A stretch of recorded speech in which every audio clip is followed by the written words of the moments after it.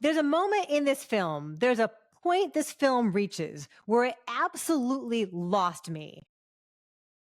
The Exorcist believer exists in a world where there were no other exorci after the original 73 Exorcist. David Gordon Green is redoing history all over again.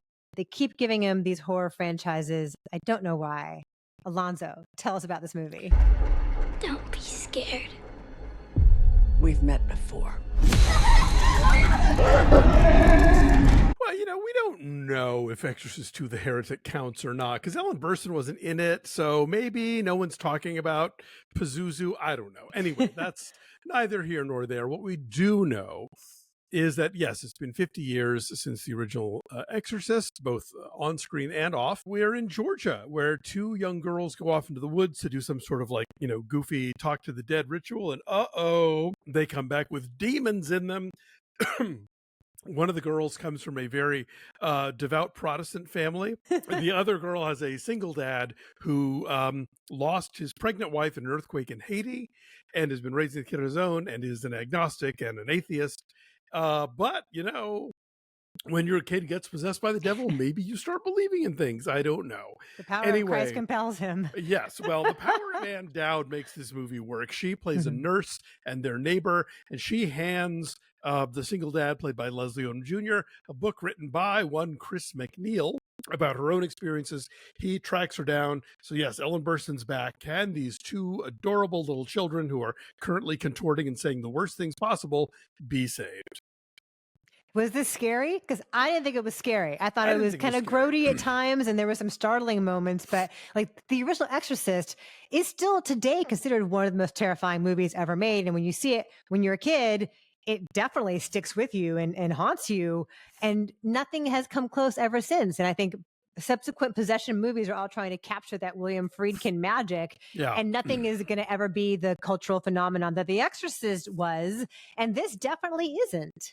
Yeah, you can't really take that same path twice. And yeah, you're right. I mean, we know the shape of these movies. We know there's going to be the possession, there's going to be the acting out, and then there's the exorcism and how that's going to go. So yeah, apart from a few kind of somewhat cheesy jump scares, I wasn't frightened by this at all. I came into this with rock bottom expectations because I didn't like any of the David Gordon Green Halloween movies. So none of them. No. So I'll say that up front.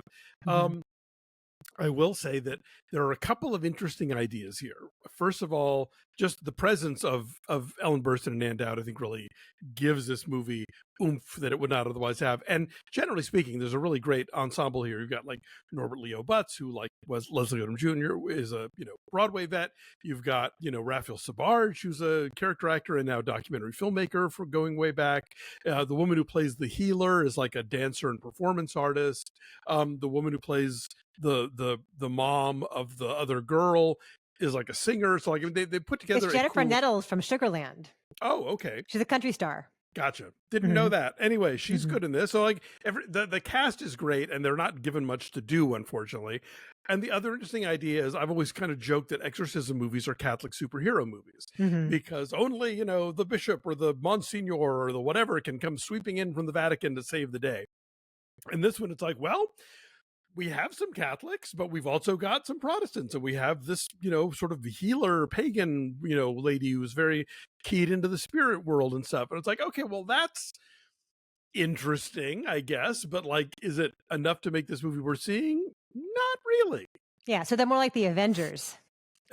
Right? Sort of, yeah. Then they are individual superheroes. They're assembled from various different faiths, But again, and if like me, you're an atheist, this is another movie where it's like, well, you're wrong, So there's a moment in this film, there's a point this film reaches where it absolutely lost me. And it was irreparable from there. This is a non-spoiler review, yes, so I won't get into it, but I won't say what happens, but I will say that they don't use Ellen Burstyn at all the way that this character should be used. If you're going to bring her back for the first time in 50 years, the word iconic gets tossed around a lot. That's not an overstatement here with this actress, with this role in this kind of film.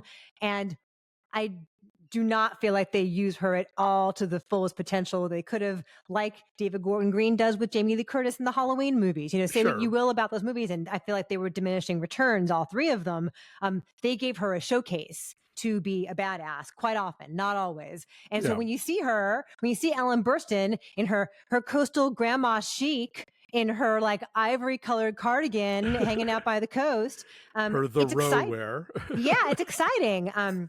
And then I just found it from there very, very frustrating. And because we are in this magical spooky season time of year, what better time to enjoy Athletic Brewing Company? They have their special seasonal beer out, limited time. It's called Dark and Gordy. It's pumpkiny, it's spicy. It's like having a piece of pumpkin pie in a can.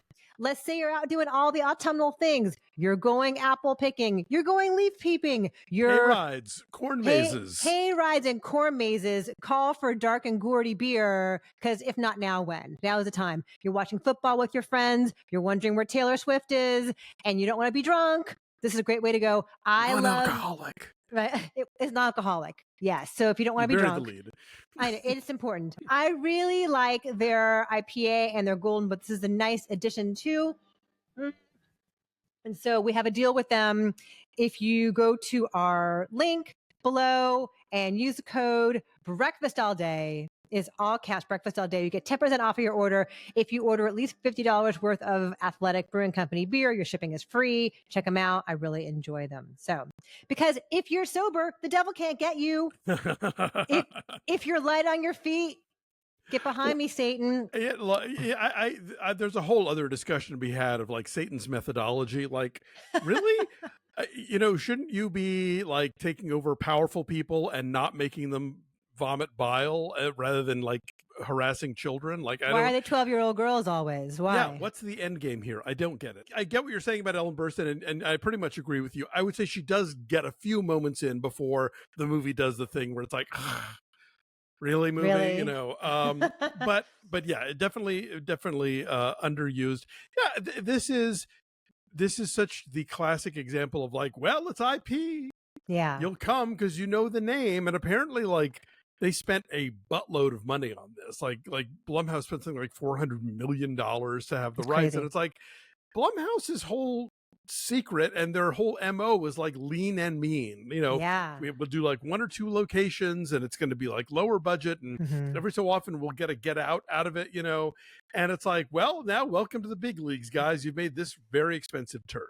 And there's going to be 2 more coming after this. Oh, well, there has to be for those at these prices, of course. Regardless of what you think about this first one, and it really does feel like 2 different movies. Like it's the missing persons movie and then it's a possession movie. So that's sort of a weird kind of disjointed little slamming there together of 2 different ideas. Yeah, and Dowd can't help but be great. It's always a pleasure to see her. Leslie Odom brings what depth he can to this character.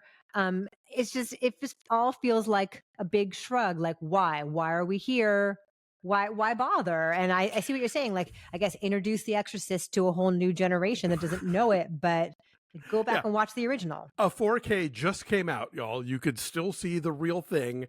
And yeah, I mean, it is such a monumental achievement in and of itself, the original Exorcist, that, I mean, it has inspired sequels, but ripoffs and all this other stuff, and nobody ever comes close. And so I don't know what they thought that coming to the table with this was going to achieve, especially even if you loved what David Gordon Green did with the Halloween franchise. I don't know what you think he's going to bring to The Exorcist that isn't already there, that's going to be new or fresh or different or exciting. And the answer, he didn't.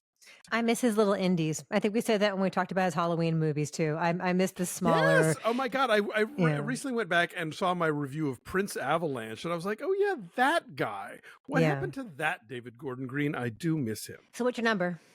I gave it a 5.5, and that's even, I think, maybe generous, but really, I did enjoy Ann Dowd's performance a great deal, and I liked seeing Burstyn before I did. Yeah, I'll say like a 4.7. And again, that's also for Ann Dowd mostly because she's always great. Okay, Exorcist Believer. It's in theaters. Will you see it? Let us know.